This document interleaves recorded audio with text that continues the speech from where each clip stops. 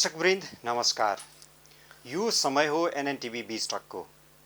आजको बिजटकमा हामी कुरा गर्नेछौँ नेपालको स्वास्थ्य व्यवस्थापनको क्षेत्रमा। नेपाल अस्पताल व्यवस्थापक सङ्घ के गरिरहेको छ, नेपालको समग्र स्वास्थ्य क्षेत्रका बारेमा यो सङ्घले के गर्छ, यिनै सवालहरूमा संवादका लागि आज हामीसँग हुनुहुन्छ डाक्टर होम प्रसाद अधिकारी। उहाँ शुभेच्छा अस्पतालको सिइओ समेत हुनुहुन्छ। आउनुहोस् उहाँलाई स्वागत गरौँ। स्वागत छ ओम सर। हस्, धन्यवाद यहाँलाई।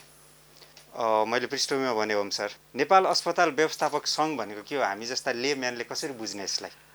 विशेष गरी यहाँहरूले धेरै अरू विभिन्न ट्रेड युनियनहरू देख्नु भएको छ, जस्तो नेपाल स्वास्थ्य कर्मी सङ्घ, नेपाल पारामेडिकल सङ्घ, नेपाल चिकित्सा सङ्घ, फार्मास्युटिकल सङ्घ, विभिन्न सङ्घहरू छन्।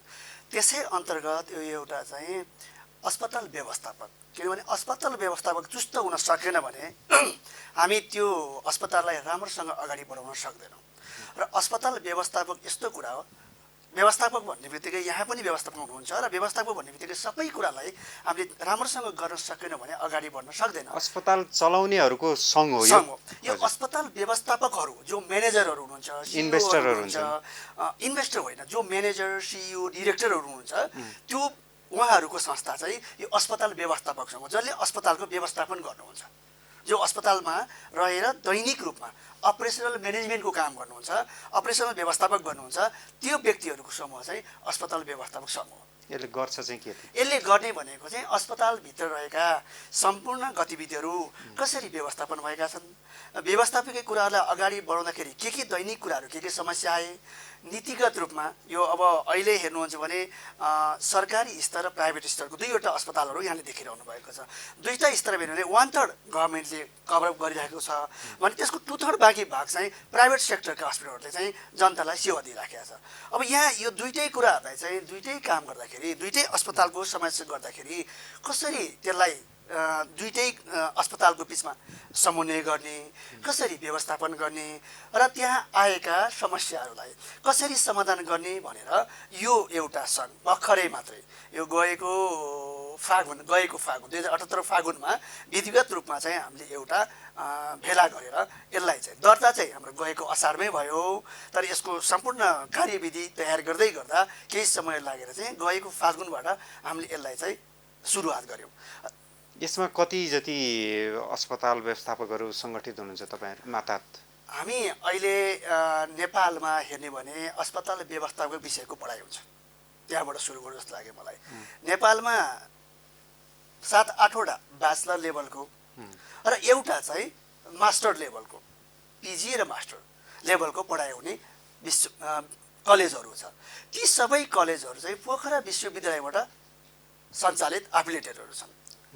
अब वार्षिक रूपमा सरदर रूपमा 200 देखि 250 को हाराहारीमा स्नातक र स्नातक गरेर दुईटा तहको विद्यार्थीहरू चाहिँ उत्पादन हुन्छन् सबै कलेजबाट गर्दा।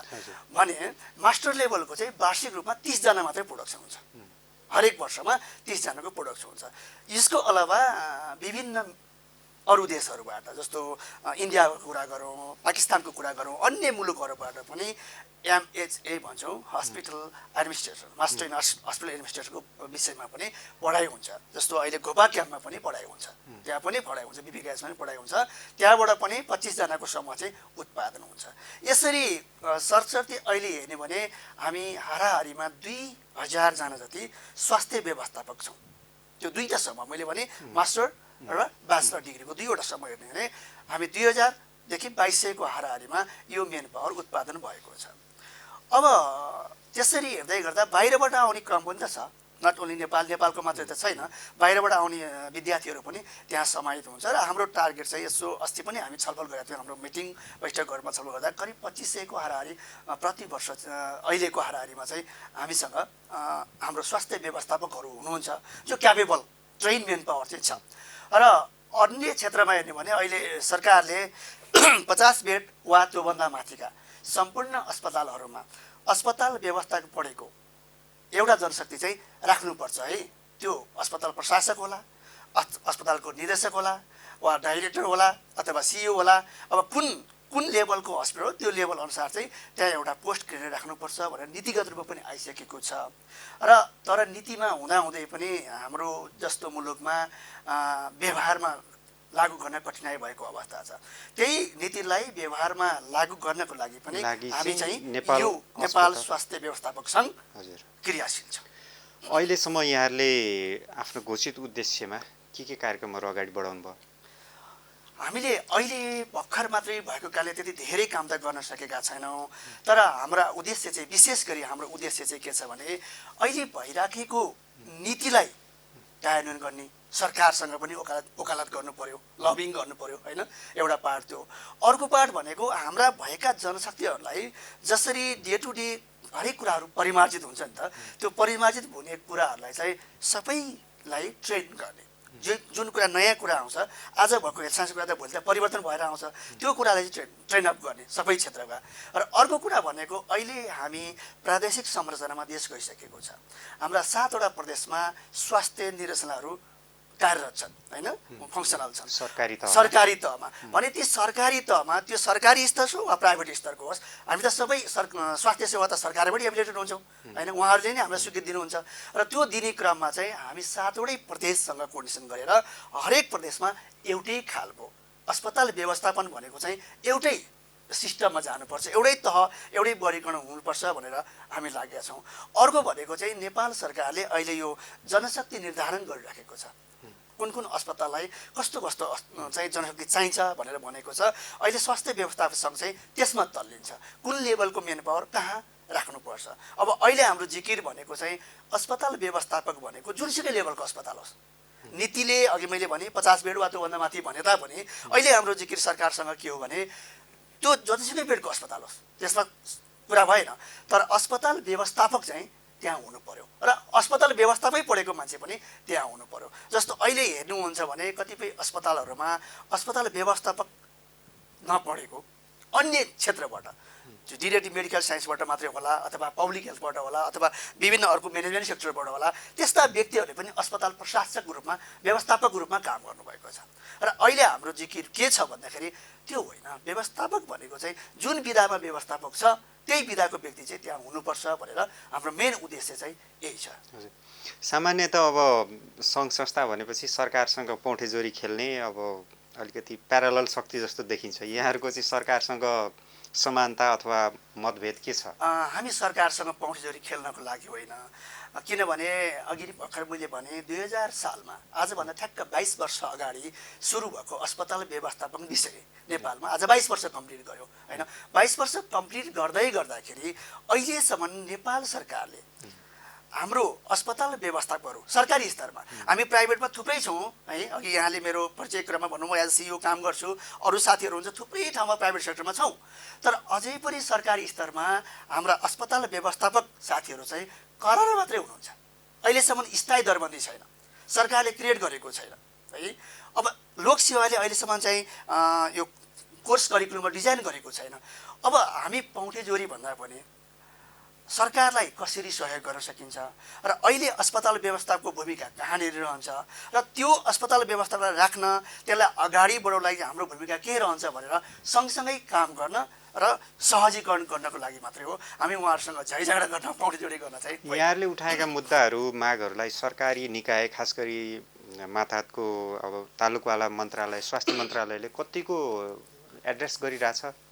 अब अलिकति भर्खरै मात्रै अस्ति जब हामी फागुन पछाडि एकचोटि हामी मन्त्रालय पनि भिजिट गऱ्यौँ अनि मन्त्रालयले पनि हामीसँग ल तपाईँहरूको दरबन्दी स्ट्रक्चर कस्तो हुनुपर्छ, अब अहिले भर्खर मात्रै बनेको स्वास्थ्य सेवा नियमावली र प्रशासन नियमावलीलाई एउटै बनाउने भनेर चाहिँ नियमावलीको कुरा पनि आइरहेछ, त्यसमा कसरी जाने भन्ने सन्दर्भमा हामीसँग पनि उहाँहरूले सुझाव माग्नु भएको थियो र त्यो सन्दर्भमा हामीले हाम्रा सुझावहरू कम्तीमा पनि 15 बेडको अहिले आधारभूत अस्पताल भनेर 15 बेडलाई भनिन्छ, जुन गाउँपालिकाहरू अथवा वडा स्तरीय कतिपय नगरपालिका वडा स्तरीय पनि छ, त्यो स्तरमा भएका कुराहरूलाई कम्तीमा एउटा त्यहाँ आवश्यक छ भनेर हामीले चाहिँ सुझाव दिने कामहरू लिखित रूपमा मौखिक रूपमा दिएका छौँ भने गएको होला यो 1 महिना अगाडितिर होला हामी नेपाल सरकारको अहिलेको सङ्घीय स्वास्थ्य मन्त्रीको विशेष सल्लाहकार डाक्टर रमेशसँग पनि हामी बसेर हाम्रा कुराहरू उहाँलाई राख्यौँ र उहाँले पनि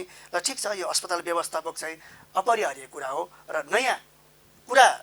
नयाँ पनि हो, तर अब चाहिने आवश्यकताको कुरा पनि छ। कतिपय ठाउँमा अरूले व्यवस्थापन गरिरहनु भएको छ, त्यो सन्दर्भमा चाहिँ नयाँ कुरा पनि हो। यसलाई अगाडि बढाउन चाहिँ म अर्थ मन्त्रालयसँग स्वीकृत अगाडि बढाएर केही गर्छु भन्ने कुरा चाहिँ भएको छ। भनेको यति लामो समयसम्म हुन्छ नि, अब व्यवस्थापनै मेरुदण्ड त हो जुनै पनि संस्थाको। यस्तो अस्पताल व्यवस्थापकहरूको एउटा वान्टेडै नगर्ने, स्थायी नै नहुने यो खालको अभ्यास किन भइआएछ? तपाईँ त एकजना डाक्टर पनि भएको हुनाले अब यस्तो छ, आफ्नो अनुभव सेयर गरिदिनुहोस् न। हिजोको अवस्थालाई हेर्ने भने मैले अघि भने 22 वर्षदेखि यो पढाइ सुरु भयो। केही कलेजहरू जस्तो नेसनल ओपन कलेज, त्यसपछि यो नोबेल कलेज, सेन्ट्रल कलेज, त्यसपछि अथर्व कलेज लगायतका विभिन्न कलेजहरूले यो लेभलको पढाइ, ब्याचलर लेभलको पढाइ र नोबेल नेसनल ओपन कलेजले मात्रै मास्टर लेभल पढाइ सुरु गरेको छ। अब सुरु गर्दै गर्दा जुन बेलामा यो दरबन्दीहरू क्रिएट भए र त्यो बेलामा यो जनशक्ति खासै थिएन, उत्पादन भएको अवस्था पनि थिएन, त्यति बेला जनशक्तिकै अभाव थियो। तर अब पछिल्लो चरणमा जनशक्ति भयो, तर जनशक्ति हुँदै गर्दा पनि अब सरकारसँग कुरा नभएको पनि होइन, हामीभन्दा अघिल्ला साथीहरूले पनि केही कुरा राख्नु भएको। तर त्यहाँ कस्तो हुन्छ भनेदेखि मैले अघि सुरुमा कुरा गरेँ, कतिपय हामी डिरेक्टली मेडिकल साइन्सका जो डक्टरहरू एमडी एमएसहरू हुनुहुन्छ उहाँहरूले नै व्यवस्थापन गरिराखेको अवस्था है, मेन पावर हुँदाहुँदै पनि। अर्को भनेको चाहिँ जनस्वास्थ्य, जुन पब्लिक हेल्थको कुरा पनि गरेँ, जनस्वास्थ्यको क्षेत्रमा काम गर्ने साथीहरूले पनि त्यो क्षेत्रमा काम गरिरहेको अवस्था। अब काम भएकै छ, जनस्वास्थ्यले पनि व्यवस्थापन गरेकै छ, किन त्यो आवश्यक पर्यो भनेर सरकारले पनि एउटा अलिकति नजरअन्दाज गरेको हो कि भन्ने हामीलाई लाग्छ है। व्यवस्थापन भन्ने कुरा फरक हो, किनभने पब्लिक हेल्थको काम गर्न बनेको, मेडिकल सेक्टर रिलेटेड टेक्निकल पार्टमा काम गर्नलाई बनेको, अनि व्यवस्थापन अस्पताल व्यवस्थापन त चुस्त दुरुस्त राख्नलाई बनेको हो। यहाँले अघि भने जस्तै अस्पताल व्यवस्थापन चाहिँ ब्याकबोन होइन, स्पाइनल कर्ड, हामी ह्युमन बिङमा भन्यो भने स्पाइनल कर्ड नै हाम्रो अस्पताल व्यवस्थापन हो। त्यसमा चाहिँ सरकारको अलिकति ध्यान नपुगेको हामीलाई नेपाल अस्पताल व्यवस्थापकसँगले चाहिँ त्यो एउटा चाहिँ महसुस गरेको छ र त्यही महसुसको खातिर पनि हामीले पटक पटक अनौपचारिक कुरा गर्दाखेरि पनि धेरै पटक हाम्रो माग सम्बोधन नभएको कारणले गर्दाखेरि यो एउटा अफिसियल फोरम क्रिएट गर्नुपर्ने अवस्था पनि हामीलाई आएको हो। नेपालमा सरकारले गर्दिन त केही पनि भन्दैन डाक्टर साहब होइन, तर सरकारले गर्ने कामहरू कमै देखिन्छन्। कतिको आशावादी हुनुहुन्छ? यसमा चाहिँ हामी आशावादी छौँ, यो मानेमा आशावादी छौँ। हामीले यो स्वास्थ्य सेवा गुणस्तर भन्ने एनएचएस एउटा कार्यक्रम छ, त्यो कार्यक्रममा हाम्रो करारको दरबन्दी त अलरेडी क्रिएट भएको छ नि त। करारमा हाम्रो 40-42 जना साथीहरूले त काम गरिराख्नु भएको छ नि त। अहिले पनि भ्याकेन्सी भर्खरै मात्रै भक्तपुर अस्पतालको भ्याकेन्सी खोल्यो, अब रिजल्ट हुने प्रक्रियामा छ। धादिङ अस्पताल त्यहाँ पनि व्यवस्थापक लिने प्रक्रियामा छ। अस्ति रोल्पाको कुरा भयो, बैतडीको कुरा भयो, अस्ति भर्खर मात्रै उदयपुरको कटारीमा पनि यो कुरा भयो होइन। अस्पतालले आफ्नो तर्फबाट करारको त दरबन्दी क्रिएट गरेर भ्याकेन्सी गरिरहेको छ भने अब हामी आशावादी के मानेको छ भने एउटा नेपाल सरकारले यसलाई रिकगनाइज गरेर लोकसेवा आयोगसँग समन्वय गरेर पाठ्यक्रम निर्धारण गर्ने बित्तिकै त हाम्रा साथीहरूले त त्यहाँ प्लेटफर्म त पाउनुहुन्छ नि त। त्यस कारणले हामी त्यो एउटा सिस्टम सुरु हुन्छ। त्यस कारणले जिरोमा चाहिँ छैनौँ होइन। त्यो एनएचएसबाट अगाडि बढेको कारणले यहाँले भने जस्तै अब धेरै कुराहरूले नि त भर्खरै त नसकिएला होइन, 100औं वर्ष लागेको अवस्था छ, कतिौँ 10औं 20औं वर्ष लागेको अवस्था छ, तर पनि हामी सुरुवातको क्रममा भएको कारणले हामी चाहिँ पोजिटिभ नै छौँ सरकारप्रति। अस्पताल व्यवस्थापक सङ्घले आफ्नै रिसोर्सबाट, आफ्नै बलबुताबाट चाहिँ यस्ता नयाँ कार्यक्रमहरू के लाँदैछ?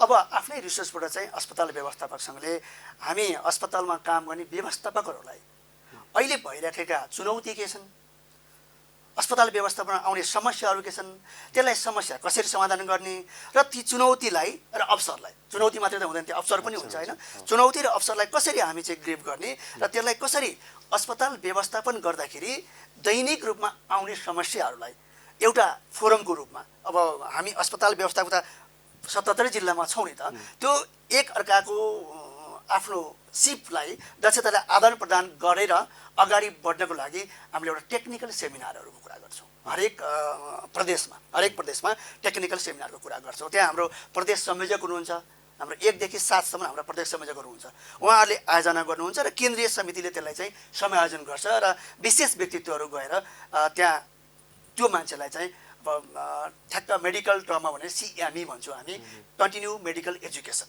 त्यो दैनिक रूपमा परिवर्तन भएका कुराहरूलाई चाहिँ हामीले उहाँहरूलाई स्किल दिन्छौँ। अर्को कुरा भनेको चाहिँ अब अन्य केही गतिविधिहरू जस्तो समुदाय स्तरमा हुने कहिलेकाहीँ समस्याहरू, विभिन्न हेल्थ साइन्सका समस्याहरू आउँछन्, व्यवस्थापकीय हिसाबले समस्या आउँछन्, त्यो समस्यालाई समाधान गर्नको लागि पनि हाम्रो टिम त्यहाँ गएर चाहिँ एउटा सहकार्य र सहयोगको भूमिका पनि निर्वाह गर्छ।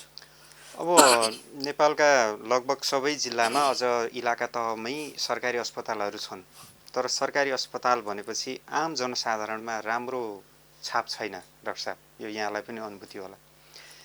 दूरदराजका सरकारी अस्पतालहरूलाई व्यवस्थित गर्न यहाँहरूको यो सङ्घले कुनै भूमिका निर्वाह गर्छ? पक्कै पनि गर्छ। यहाँले सोधे जस्तै करिब 13-14 वर्ष नेपाल सरकारमा म पनि रहेर काम गरेँ, विभिन्न क्षेत्र वर्गहरूमा रहेर काम गरेँ। जसरी हिजोको दिनमा स्वास्थ्य सेवालाई एउटा समुदायले जसरी लिन्थ्यो त्योभन्दा अहिले फरक बाटो छ अहिलेको अवस्था हेर्ने भने। किनभने यो हिजो अलिकति बिरामी हुँदाखेरि अस्पताल आउने प्रचलन थिएन। तपाईँ हामी नै हुँदाखेरि हेर्ने भने अलिकति बिरामी हुँदाखेरि अस्पताल नआउने, बरु अरू छिमेकीबाट हेर्ने, केही धामी झाँक्रीबाट हेर्ने प्रचलन धेरै थियो। तर अहिलेको अवस्थामा आएर चाहिँ जेसुकै भए पनि हामी अस्पताल पुग्नुपर्छ है, अस्पतालमा पुग्नुपर्छ र सेवा लिनुपर्छ भन्ने एउटा नागरिक चेतना बढ्यो, जनचेतना चाहिँ प्रशस्त मात्रामा बढेको छ। त्यो कारणले गर्दाखेरि चाहिँ अब हिजो 4 जना 5 जना बिरामी आउने ठाउँमा आज 50 जना बिरामीको अवस्था पुगेको छ। त्यो अवस्थामा चाहिँ यहाँले भने जस्तै नेपाल सरकारको स्थिति हेर्ने भने अहिले यही कुरा सबभन्दा गाह्रो कुरा जनशक्तिकै अभाव छ। अब हजुर अहिले सामान्य हेल्थ पोस्टकै कुरा गरौँ, एउटा दूर दराजमा त हेल्थ पोस्ट भन्दा अरू त छैन। अब त्यहाँ भएका सिआइएब अथवा हेल्थ असिस्टेन्ट साथीहरू त्यहाँ काम गर्नुहुन्छ, तर मेन पावरले मात्रै त केही गर्न सक्दैन नि त, रिसोर्स पनि चाहियो नि। कहिले मेडिसिन पुग्दैन, मेडिसिन भए मेन पावर छैन, मेन पावर भए मेडिसिन छैन। यो दुईटै कुरालाई सरकारले चुस्त दुरुस्त गर्न सकेको अवस्था छैन। अझ अहिलेको स्थिति हेर्नुहुन्छ भने यो संघीयता पछाडि त झन् अलमल्लको स्थिति छ। अब यो कतिपय संस्था लोकल स्थानीय स्तरमा जाने, कतिपय संस्थाहरू प्रदेशको स्तरमा जाने, कतिपय संस्थाहरू सङ्घको स्तरमा बस्ने, अनि त्यहाँ कर्मचारीहरू पनि बाजिएको अवस्था छ। कहिले सङ्घको बन्नुहुन्छ, कहिले प्रदेश बन्नुहुन्छ, कहिले स्थानीय बन्नुहुन्छ। त्यसले पनि के भने यो समायोजन पछाडि चाहिँ अझ गाह्रो भएको अवस्था छ। अनि यो अस्पताल व्यवस्थापक सङ्घले चाहिँ के हाम्रो भूमिका चाहिँ त्यसमा के रहन्छ भने अब त्यो स्थानीय तह होस् या सङ्घीय होस् या प्रदेश होस्, यो तिनटै तहमा अस्पताल व्यवस्थापकमा चाहिँ के कुराहरू चाहिँ अपरिहार्य छ त, यो कुरा नभएसम्म चाहिँ अस्पताल व्यवस्थापन राम्रो हुँदैन। अझ भने स्वास्थ्य व्यवस्था पनि राम्रो हुँदैन, अस्पताल मात्रै नभनौँ स्वास्थ्यका व्यवस्था पनि राम्रो हुँदैन। सामान्य कुरा गर्यो भने एउटा गाउँपालिका स्तरमा त्यहाँ स्वास्थ्य संयोजक हुनुहुन्छ, उहाँ कोही 3 वर्षे कोर्स हेल्थ असिस्टेन्ट गर्नुभएको छ, कोही 18 मन्थको कोर्स सिआइएब भनेर सिआइएब प्रोमेटेड भनेर काम गर्नुभएको छ। उहाँहरू जस्तो व्यक्तिलाई पनि त त्यो व्यवस्थापनको त ट्रेनिङ चाहिएला नि त, आवश्यक चाहिएला नि त। किनभने उहाँहरूसँग त्यो सिप छ, तर त्यो सिपलाई कसरी प्रयोग गर्ने भने त उहाँहरूसँग त्यो लेभलमा त अलिक कमै मात्रामा हुन्छ। त्यस्ता कुरालाई चाहिँ हाम्रो यो अस्पताल व्यवस्थापक सङ्घले सरकारसँग रहेर त्यो ठाउँसम्म दूर दराजसम्म पुगेर पनि उहाँहरूलाई चाहिँ हामीले अपलिफ्ट गर्ने, क्षमता वृद्धि गर्ने काममा चाहिँ हामी सहायता गर्छौँ। अब केन्द्र तहमै सरकारसँग यहाँहरू भर्खर आफ्ना मागहरू पुरा गराउन, सहमत गराउन कोसिस गर्दै हुनुहुन्छ। प्रदेश वा स्थानीय तह त नयाँ अभ्यास छ नेपालमा। अब स्थानीय तहहरूले खास गरी प्रदेशले र स्थानीय गाउँपालिका नगरपालिका वडा स्तरमा यहाँहरूको अभियान कतिको बुझ्ने जनप्रतिनिधि छन्, त्यहाँको सरकारी संरचना जनप्रतिनिधिको संरचना कति यो मुद्दामा सिरियस छ सर? अब धन्यवाद यहाँलाई, जुन यो गहिरो एकदम अहिलेको टटकारो र समस्या भएको प्रश्न पनि हो। अब स्वास्थ्य व्यवस्थापक भन्ने बित्तिकै अघि यहाँले भने जस्तै केन्द्रमै परिचित छैन भने एउटा दूरदर्शनमा कसरी परिचित हुन्छ। तर के छ भन्दाखेरि हामी अस्पताल व्यवस्थापक पढेका विद्यार्थीहरू पो त्यहाँ चिन्जान छैनौँ त, मतलब त्यो विधा पो चिन्जान छ नि त। तर अस्पताल व्यवस्थापक त हिजोदेखि छ नि त, त्यहाँ कसैले गरिराखेको छ। मैले अघि भने मेडिकल टिमले गरे होला, जनस्वास्थ्य टिमले गरे होला, अहिले अस्पताल प्रशासक पढाए, अस्पताल व्यवस्थापक पढाए टिम पो त्यहाँ पुगेको छैन त। तर अस्पताल व्यवस्थापन त चाहिन्छ भनेको त उहाँलाई थाहा छ नि त। अब अहिले हामीले अघि पनि मैले कुरा उठाएँ, हाम्रो हरेक प्रदेशमा चाहिँ स्वास्थ्य हाम्रो संयोजकहरू हुनुहुन्छ। नेपाल स्वास्थ्य व्यवस्थापन सङ्घको प्रदेश संयोजक हुनुहुन्छ, सातै प्रदेश प्रदेशमा हुनुहुन्छ। ओ त्यो सातै प्रदेशको साथीहरूले के हुन्छ त, त्यहाँ प्रदेशमा त उहाँहरूको आफ्नो आफ्नो जिल्ला छ नि त। जस्तो बागमतीकै हुनुहुन्छ 13 जिल्ला छ अरे, अरू आफ्नो आफ्नो जिल्लामा चाहिँ उहाँहरूले त्यसलाई चाहिँ अब जानकारी दिनुहुन्छ हामी अस्पतालमा छौँ भनेर। जस्तो एउटा मात्रै यहाँलाई जानकारी गराउँ, अस्ति भर्खर मात्रै रौतहटमा यो माधवपुर भन्ने ठाउँमा एउटा भ्याकेन्सी आउट भयो एउटा संस्थाको, होइन। त्यो संस्थाको बेलामा हामीले प्रदेश प्रमुखले नै त्यहाँ रोल खेल्नुभयो, हाम्रो प्रदेशको जो संयोजक हुनुहुन्छ नेपाल स्वास्थ्य व्यवस्था सङ्घको। र त्यहाँ अन्य विधाको मान्छेलाई अस्पताल व्यवस्थाको लागि भनेर मागिएको थियो। त्यो ठाउँमा चाहिँ होइन, अस्पताल व्यवस्थाकै पढेको चाहिन्छ भनेर हाम्रो विज्ञप्तिदेखि लिएर सबै कुराहरू उहाँद्वारा गरियो। र अहिले हामीले के गरिरहेका छौँ भने हजुरले भने जस्तै हामी ग्रामीण स्तरदेखि लिएर केन्द्र स्तरसम्म एकैचोटि एउटै मुद्दा, यो मुद्दा त एउटै हो नि त, फरक मुद्दा छैन नि त, एउटै मुद्दा चाहिँ सबैले एकचोटि जान्नुहोस् भन्ने छ। र अर्को कुरा चाहिँ नेपाल सरकारमा रहेका सम्पूर्ण जो जिल्लाको व्यवस्थापक हुनुहुन्छ, प्रदेशका डाइरेक्टर हुनुहुन्छ, सङ्घमा भएका सचिव उपसचिवहरू डाइरेक्टर हुनुहुन्छ, अब उहाँहरूसँग पनि हाम्रो एक लेभलको सबैसँग यो कुराहरू भइराखेको छ, होइन। त्यस कारणले केन्द्रले केन्द्रीय तहमा काम गर्छ, प्रदेशले प्रदेश तहमा काम गर्छ, र प्रदेशमा पनि हाम्रो समिति भन्छ। अब तत्कालै प्रदेश समिति भनेर उनीहरूले पनि हरेक ठाउँमा चाहिँ एडभोकेसी गर्ने काम, लबिङ गर्ने काम चाहिँ गर्नुहुन्छ। मेरो जिज्ञासा चाहिँ खास गरी अब नेपालको कर्मचारी संयन्त्रले अब नयाँ कुरालाई इन्ट्रोड्युस गराउन सहयोगी भूमिका निर्वाह गर्दैन भन्ने आम जनगुनासो छ। इभन जनप्रतिनिधिहरू सांसदहरूको पनि यही गुनासो रहन्छ। यहाँहरूलाई कतिको असजिलो महसुस भएको छ लोकल लेभलमा तल्लो तहमा पुग्नलाई? अब यहाँले भने जस्तै नयाँ कुरा जे लागू गर्न पनि गाह्रो हुन्छ भन्ने बित्तिकै त्यो कुराहरू सजिलैसँग कसैले पनि एक्सेप्ट गर्न सक्दैन। अर्को कुरा हेऱ्यो भने हिजो अर्काले चलाइराखेका व्यवस्थापन आज हामीले लिन खोजिरहेको छौँ नि त, होइन। किन त्यो व्यवस्थापन त अरू समूहले अरू वर्गले चलाइरहेको थियो नि त। अब त्यो होइन, हाम्रो वर्गले चलाउनुपर्छ भन्ने कुरा त हामीले त कसैले प्रयोग गरिराखेका अधिकारलाई हामीले लिन खोजिरहेका छौँ, विशेषज्ञहरूलाई दिन खोज्दै हुनुहुन्छ, दिन खोज्दैछौँ। त्यो जुन विषय हो त्यही विषय हुनु पर्यो। जस्तो अर्थोपेडिकको डिपार्टमेन्ट त जनरल सर्जरीले चलाउँदैन नि त, जनरल सर्जरी डिपार्टमेन्ट त अप्थल्मोले चलाउँदैन नि त, होइन। त्यसमा के हुन्छ भने जुन विज्ञ हो त्यो विज्ञ त्यहाँ हुनु पर्यो भन्ने कुरामा चाहिँ यहाँले भने जस्तै सहज त छैन, सहज छैन। कतिपय नयाँ बाटो खन्ने काम जस्तै भयो। अब हाम्रो एउटा अहिलेको सुरुवात चाहिँ हामी ट्र्याक खोलौँ, एटलिस्ट ट्र्याक खोलौँ, र त्यो ट्र्याकमा त बिस्तारै त्यसलाई चाहिँ हामी अपग्रेड गर्दै जान सक्छौँ। अहिले त कस्तो भयो भनेदेखि हाम्रो बाटै छैन, बाटै छैन। अब बाटो पनि अघि मैले भने त्यो करार सेवा छ, भोलि त्यसलाई बन्द गर्न सक्ने स्थिति पनि हुन्छ नि त। करार भनेको त फिक्स त भएन, आवश्यकताको आधारमा भोलि चाहिँदैन भन्न पनि सक्छ नि त सरकारले। अब त्यसलाई कसरी एउटा चाहिँ नियमितता गर्ने भन्नलाई चाहिँ हजुरले भने जस्तै हामीलाई अहिलेको परिस्थिति गाह्रो छ। तर पनि हामी आशावादी छौँ नेपाल सरकारसँग, हाम्रा अरू यो स्वास्थ्य क्षेत्रमा काम गर्ने अरू विज्ञज्यूहरूसँग पनि हामी आशावादी छौँ। किनभने हामी टिम हौँ नि त, हामी एकल त होइन नि त, हामी त समूहमा काम गर्छौँ। समूहको एउटा व्यवस्थापन गर्नको लागि खोज्या हो, त्यहाँ हामीले कसैको हक अधिकार खोसेर हामीले खोज्या पनि होइन। त्यसलाई अझ क्वालिटी कन्ट्रोललाई हामी टोटल क्वालिटी म्यानेजमेन्टको कुरा गर्छौँ, होइन। हामी पेसेन्ट सेटिस्फ्याक्सनको कुरा गर्छौँ भने अझ त्यो बेटर गर्न खोज्या हो नि त। एउटा व्यवस्थापकले त्यसलाई राम्रोसँग चुस्त गरिदियो भने त टेक्निकल काम गर्छ, जनस्वास्थ्यले जनस्वास्थ्य काम गर्छ, अन्य प्रशासनले प्रशासनको काम गर्छ, उसले त एउटा अस्पताल व्यवस्थापक काम गर्छ नि त, होइन। अस्पतालभित्रका व्यवस्थापक कुरालाई दैनिक अपरेसनल म्यानेजमेन्टलाई मिलाउनु त हो नि। त्यो कुरा गर्ने कारणले चाहिँ सजिलो छैन यहाँले जस्तै। तर पनि हामी निराशा चाहिँ छैनौँ, किनभने हाम्रा अन्य अग्रजहरूले जुन अन्य विधाका अग्रजहरूले अहिले भइराखेका मित्रहरूले पनि हामीलाई सहायता गर्नुहुन्छ। एउटा आम प्रश्नमा जाउँ डाक्टर साहब, संविधानले स्वास्थ्यलाई मौलिक हकको रूपमा लिपिबद्ध गरेका छ, तर हाम्रा दूरदराजका गाउँलेहरू अझै पनि समयमा औषधि नपाउने, भएका स्वास्थ्य केन्द्रहरूमा जनशक्ति नहुने, जनशक्ति नभए सामान नहुने, यस्ता धेरै समस्याहरू समाजमा छन्। यो अवस्थालाई चिर्न यहाँहरूले कुनै भूमिका निर्वाह गर्न सक्नुहुन्छ? पक्कै पनि हाम्रो एउटा उद्देश्य यो पनि छ, किनकि हामी अस्पताल व्यवस्थापक विषयमा हजुरले भने जस्तै हाम्रो के पोलिसी प्रोसिड्युर छ, त्यसलाई कसरी एड्रेस गर्ने र त्यसलाई कसरी लिने भन्ने बारेमा पनि छ। म पनि त्यो विधा पढाउँछु, म पनि अहिले युनिभर्सिटीसँग आबद्ध भएर त्यो विषयमा अहिले मैले पनि मेरा विद्यार्थीहरूलाई पढाइराखेको छु। यहाँले भने जस्तै नेपाल स्वास्थ्य व्यवस्थापक सङ्घले जसरी अन्य क्षेत्रबाट जे कुराहरूको लागि सहायता भएको छ, हामी पनि अस्पतालको विशेष गरी अस्पताल व्यवस्थापकले चाहिँ ह्युमन रिसोर्सको लागि हामी लागि पर्छौँ। किन यहाँले भन्नुभयो एउटा दूरदर्शनमा जाने कुरामा चाहिँ एउटा हिमोनिसियस त काठमाडौँ बस्न रुचाउँछ अथवा कुनै सिटीमा बस्न रुचाउँछ, त्यहाँ त ऊ जान रुचाउँदैन। त्यसमा चाहिँ हाम्रो भूमिका के रहन्छ भने जहाँ हो त्यहाँ गएर काम गर्नुपर्छ र जुन व्यक्ति हो त्यो व्यक्ति गएर काम गर्नुपर्छ भन्ने कुरामा चाहिँ हामी सरकारसँग जान्छौँ र सरकारसँग त्यो जुनसुकै स्तर सरकार त्यो स्थानीय स्तर होस्, प्रदेश होस् अथवा सङ्घीय होस्, तिनटै स्तरमा चाहिँ हाम्रो लबिङ चाहिँ निरन्तर रहन्छ र जनतालाई सुलभ र गुणस्तरीय स्वास्थ्य सेवा दिनको लागि चाहिँ यो व्यवस्थापक सङ्घ चाहिँ सधैँभरि सरकारसँग किप इन टचमै रहेर काम गर्छ।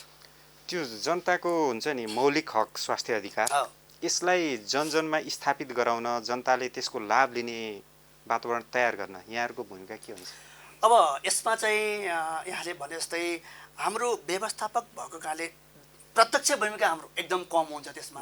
त्यसमा हाम्रो भूमिका चाहिँ के हुन्छ भन्दाखेरि विभिन्न स्वास्थ्य संस्थाहरू मार्फत समुदायमा गएर जनचेतनाका क्रियाकलापहरू सञ्चालन गर्ने, जनताहरूलाई चाहिँ मौलिक हक अधिकारबारे जानकारी गराउने र अहिले स्वास्थ्य सेवाबाट के सुविधा पाइन्छ, कति प्रकारको मेडिसिनहरू पाइन्छ अथवा कति के सेवाहरू पाइन्छ र कुन कहाँ पाइन्छ, होइन, निःशुल्क पाइने औषधि के हुन् र त्यसमा जनताको भूमिका के हुने।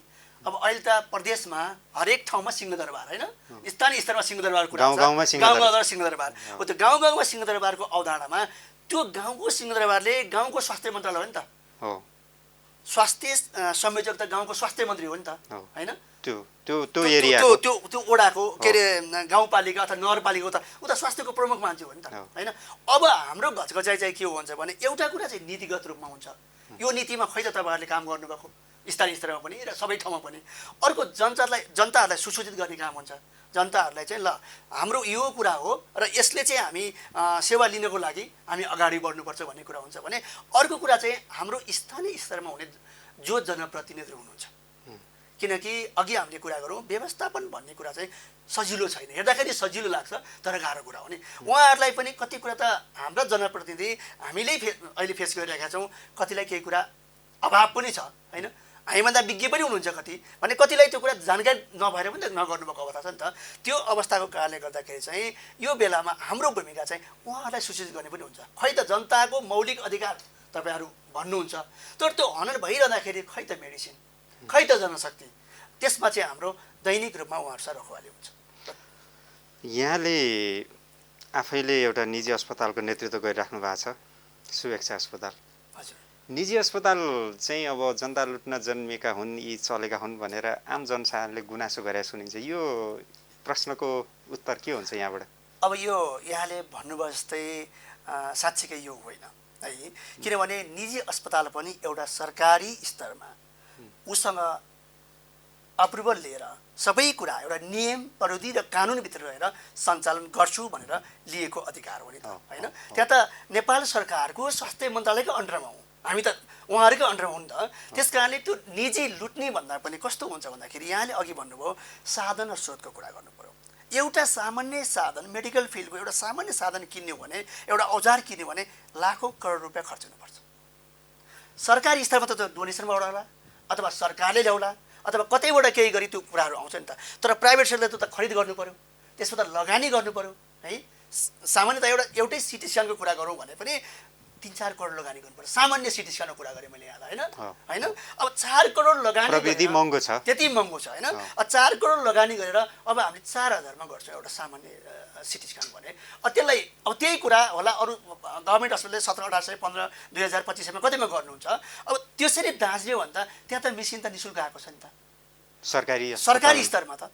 अर्को कुरा भन्नुहुन्छ भने त्यहाँ त मेन पावर त हजुर हामीले तिरेका छौँ नि त, किनभने हाम्रो ट्याक्सबाट जनताकै ट्याक्सबाट उहाँले स्यालेरी खानुभएको छ। अब प्राइभेट अस्पताल त मिस्त्रीको पनि पैसा दिनु पर्यो, यता कर्मचारी पनि पाल्नु पर्यो।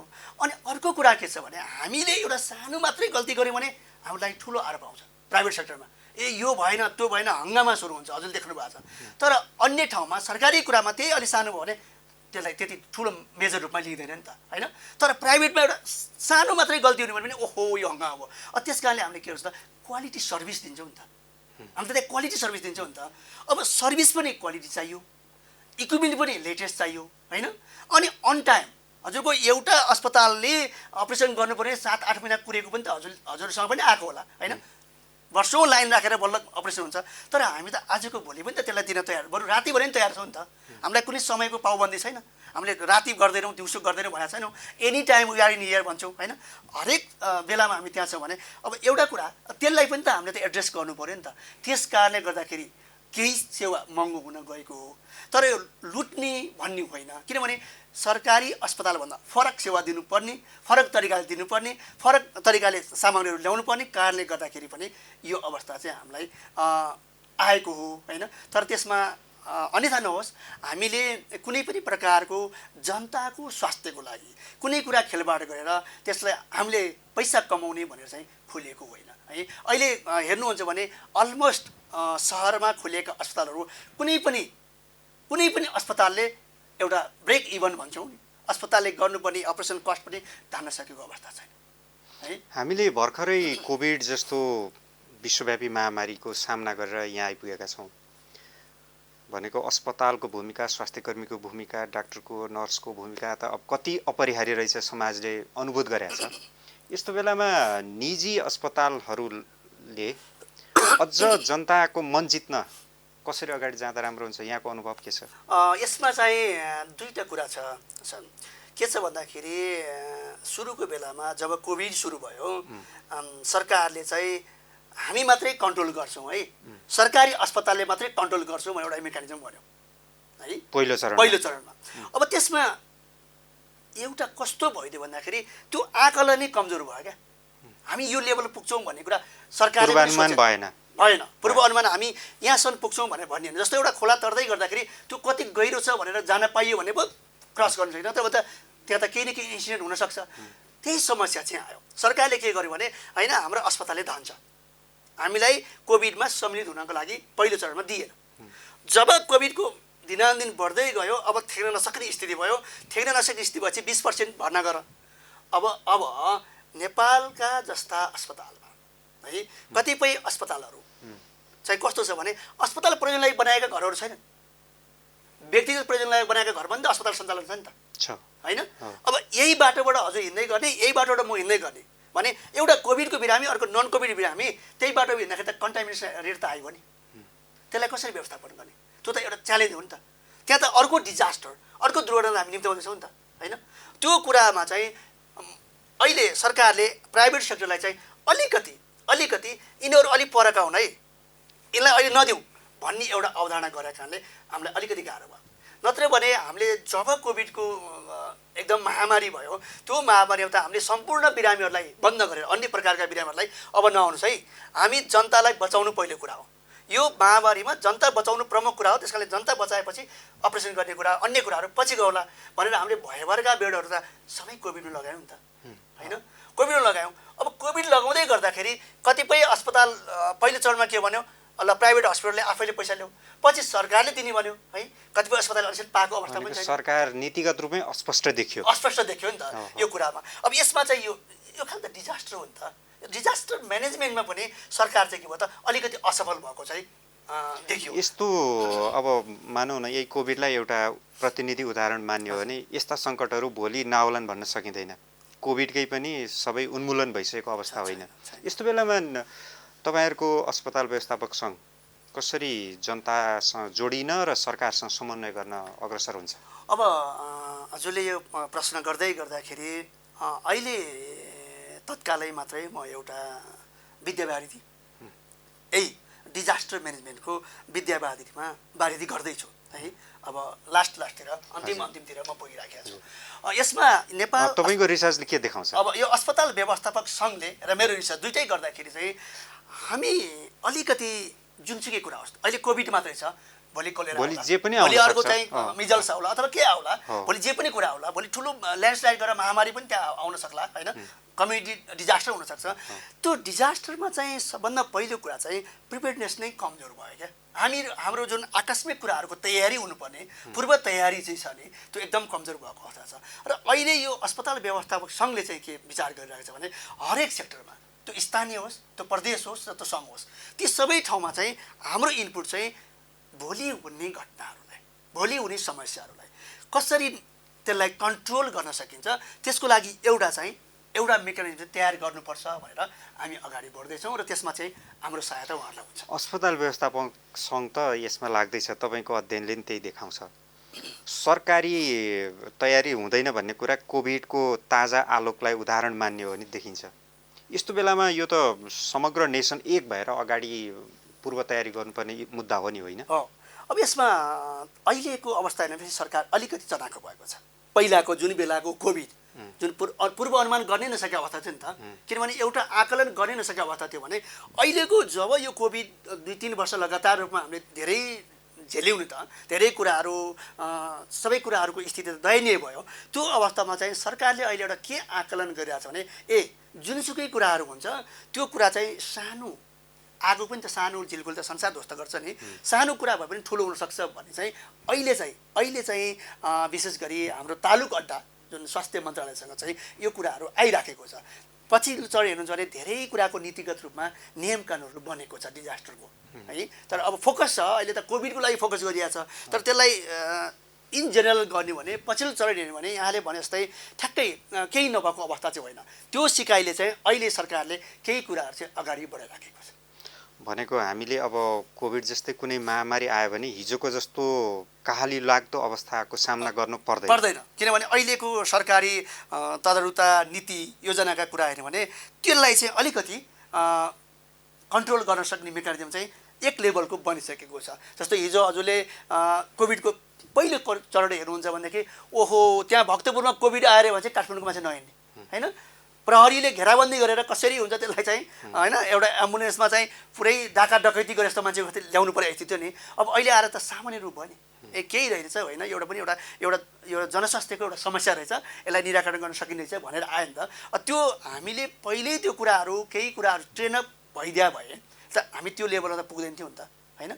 त्यो लेभल नपुग्नुको लागि चाहिँ अहिले सरकारले गरेका कुरामा यहाँले भने जस्तै एक लेभलको चाहिँ तयारी छ। सरकारसँग नेपाल अस्पताल व्यवस्थापक सङ्घले होस्टेमा हैसियत गरि नै हाल्ने भयो नि सर? हजुर, यसमा त कुनै दुविधै छैन, किनभने हामी हाम्रो हक अधिकारको लागि मात्रै होइन कि हामी सरकारको एउटा सहयात्री पनि हौँ, सहकर्मी पनि हौँ।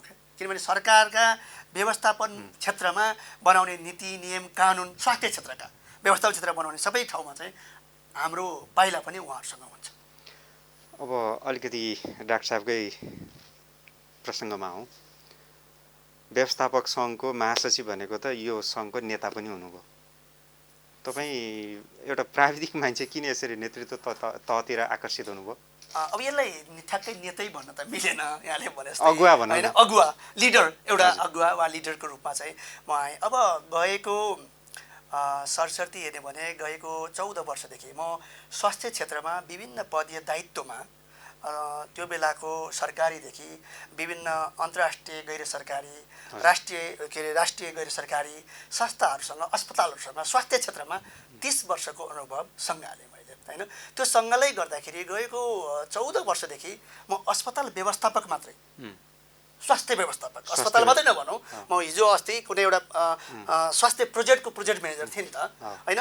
त्यो स्वास्थ्य व्यवस्थापक भइसकेका कारणले चाहिँ मलाई के लाग्यो भने म प्राविधिक क्षेत्रमा र प्रशासन क्षेत्रमा दुईटामा काम गरेँ भने त दुईटै क्षेत्रलाई मैले राम्रोसँग लान सक्दिनँ। मैले एउटा क्षेत्र राम्रोसँग लानको लागि त कुनै एउटा क्षेत्रमा लागि गर्नु पर्यो, दुईटै क्षेत्र लागु गर्न सकिँदैन भनेर गएको 13 वर्षदेखि चाहिँ म पुरै व्यवस्थापनमा लागि परेको छु, है।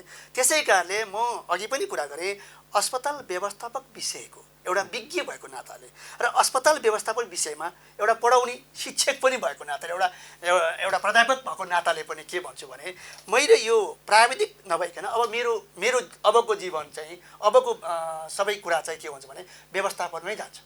अब म प्राविधिकतिर चाहिँ फेरि फर्केर आउँदैन, किनकि म एउटा यात्रा तय गरिसकेको छु र त्यो यात्रा भनेको चाहिँ अब मेरो व्यवस्थापन चुस्त हुनुपर्छ, है। स्वास्थ्य व्यवस्थापन चुस्त हुन सकेन भने स्वास्थ्य संस्था राम्रोसँग चल्न सक्दैनन् र जनताले चाहिँ अघि यहाँले भने जस्तै जुन मौलिक अधिकारको कुरा गरिरहेको छ त्यो अधिकार त हनन हुने छ, त्यहाँ पाउने सेवा त पाउन सक्दैनन्। त्यसै कारणले चाहिँ त्यसकै अगुवाई गर्न एउटा लिडरको भूमिका निर्वाह गरेर म चाहिँ अस्पताल व्यवस्थापक सङ्घमा आबद्ध भएको छु। अब अहिले महासचिव हुनुहुन्छ, अध्यक्षको त स्वत हकदार भइहाल्नु भयो, होइन? अब त्यो त भोलिको दिनले देखाउँछ। अहिले त अब किनभने यो त टिमवर्क हो, मैले मात्रै अहिले म अध्यक्ष भन्ने कुरा छैन। जस्तो अहिले हाम्रो अध्यक्ष पनि काम गर्नुभएको छ, उहाँ पनि एउटा कन्सल्टेन्सीमा खोलेर, होइन, विभिन्न अस्पतालमा कहाँ के हुनुपर्ने, इभन देन उहाँले एउटा स्ट्रक्चरल डिजाइनको लागि पनि सहायता गर्नुहुन्छ होइन। त्यसरी काम गर्नुभएको छ। हाम्रो त टिम छ नि त। अब म एउटा व्यवस्थापक टिम छ, उहाँ स्ट्रक्चरको टिम छ, अर्को साथी अर्को टिमको हुनुहुन्छ, विभिन्न टिमको छ। अब भोलिको दिनमा त्यो टिमले एउटा ल तपाईँ पनि अगाडि आउनुपर्छ भन्यो भने त त्यस्तो नाइनास्ती नहोला। तर अहिले सोचिसकेको अवस्था चाहिँ छैन। अब जाँदा जाँदै डाक्टर साहब, डाक्टर होमप्रसाद अधिकारीको महासचिव भएको कार्यकालमा नेपाल अस्पताल व्यवस्थापक सङ्घको उदाहरणीय कर्म के हुनेछ? मैले अघि यहाँलाई भने मेरो सबैभन्दा ठुलो कुरा अस्पताल व्यवस्थापकै चिनाउनु सबभन्दा ठुलो हामीलाई चुनौती छ नि त। अवसर पनि छ, चुनौती पनि छ। पहिलो कुरा हामी यो सरकारसँग नेपाल अधिराज्यभर अस्पताल व्यवस्थापक के हो र यसले के गर्छ भन्ने कुरा चिनाउँछौँ, पहिलो कुरा। र दोस्रो कुरा भनेको नेपाल सरकारसँग सहकार्य गरेर हाम्रो अस्पताल व्यवस्थापकको दरबन्दीहरूलाई सिर्जना गरेर दूर दराजका जनतालाई गुणस्तरीय स्वास्थ्य सेवा दिनको लागि चाहिँ यो अस्पताल व्यवस्थापकसँग आबद्ध र लगातार लाग्नेछ। अहिलेसम्म जुन भूमिका निर्वाह गर्दै आउनुभयो, फर्केर हेर्दा कस्तो लाग्छ? खुसी नै छु। अहिले भएका जति पनि भूमिका निर्वाह गरियो सबै मान्छे 100% सफल हुन्छ भन्ने छैन होइन।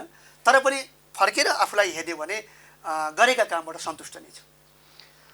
एकातिर सिकाउने, पढाउने, अर्कोतिर व्यवस्थापन गर्ने, नेतृत्व गर्ने, यो सबै कामको बिचमा समन्वय कसरी गर्नुहुन्छ?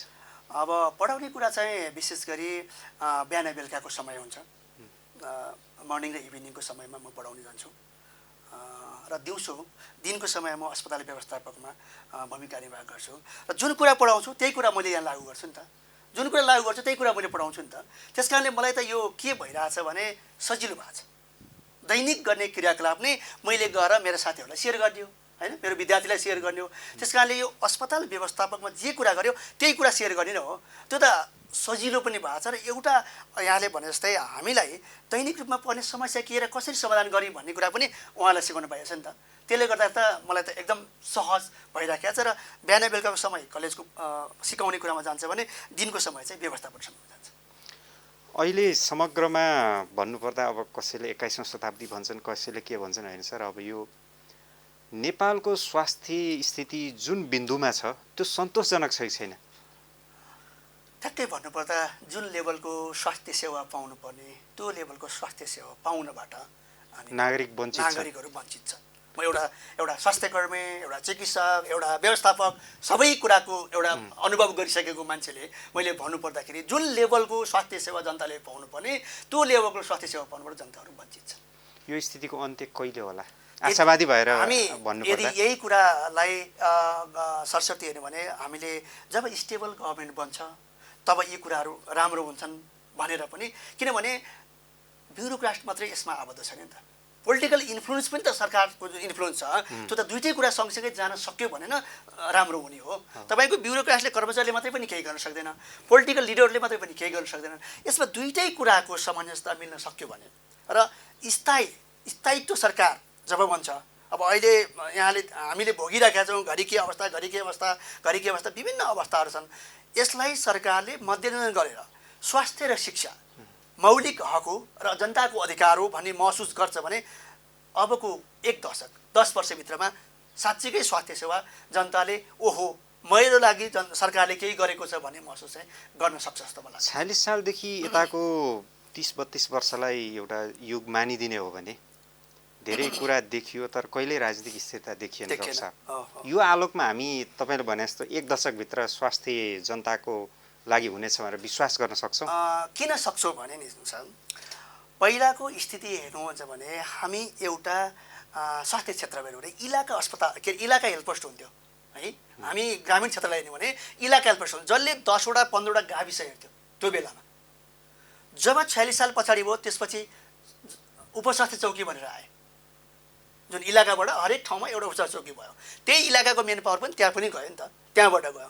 त्यसपछि पछिल्लो जब यो चाहिँ गणतन्त्र आयो त्यसपछि गणतन्त्र पछाडि के भयो त भन्दाखेरि हजुरले हेर्नुहुन्छ भने ती सबै उपचार चौकी हटेर के भयो त स्वास्थ्य चौकी भयो। पालिका स्तरमा अब स्वास्थ्य चौकी भइसकेपछि अहिले पालिका स्तरमा विभिन्न ठाउँमा के भयो त वडा स्तरमै पालिका स्तरीय अस्पताल बने, वडामा स्वास्थ्य चौकी बने। भने एउटा फाउन्डेसन त तयार भइसकेको छ नि त। अब त फाउन्डेसन तयार गर्नुपर्ने ठाउँ त केही पनि छैन नि। तपाईँ ग्रामीण क्षेत्रमा जानुहुन्छ भने अहिले स्वास्थ्यका भवनहरू यति राम्रो राम्रो भवन बनेका छन्, अब त्यसलाई व्यवस्थित त्यसलाई गरेर व्यवस्थापन चलाए गर्न पुग्यो। चलो पुग्छ नि त। त्यस कारणले मैले यहाँलाई 10 वर्षको किन भने भन्दाखेरि अब हामीलाई ठुलो त्यस्तो धेरै खड्को छैन, धेरै अप्ठ्यारो स्थिति छैन। अब भनेको ह्युमन रिसोर्स र इक्विपमेन्टको कुरा छ क्या। यो दुईटा कुरामा सरकारले ध्यान दिने बित्तिकै हुने भने 10 वर्षभित्रमा हामी स्वास्थ्य क्षेत्रमा राम्रै कायापलट गर्न सक्छौँ। हजुर डाक्टर अधिकारी, यहाँको अमूल्य समय र विचारका लागि हामी आभारी छौँ र साँच्चै यहाँले भने जस्तै 10 वर्षभित्र नेपालको स्वास्थ्य क्षेत्रमा एउटा आमूल क्रान्तिको कामना गरौँ। हस्, धन्यवाद। यहाँलाई पनि यो मौका दिनुभयो, यहाँहरूलाई पनि र यहाँको सम्पूर्ण टिमलाई धन्यवाद। दर्शकवृन्द, उहाँ हुनुहुन्थ्यो डाक्टर होम प्रसाद अधिकारी, शुभेच्छा अस्पतालका सिइओ, नेपाल अस्पताल व्यवस्थापक सङ्घका महासचिव। नेपाल अस्पताल व्यवस्थापक सङ्घले आम जनसाधारणसँग जोडिएको स्वास्थ्य क्षेत्रलाई कसरी जनता मैत्री बनाउन सक्छ, यसका विविध आयामबारे आज हामीले लामो वार्ता गऱ्यौँ। आजको कार्यक्रमबाट हामी सबैलाई बिदा दिनुहोस्। राष्ट्रियताको पहरेदारी, जनाधिकारको पक्षमा खबरदारी हेर्दै रहनुहोला न्युज नेपाल टेलिभिजन। नमस्कार।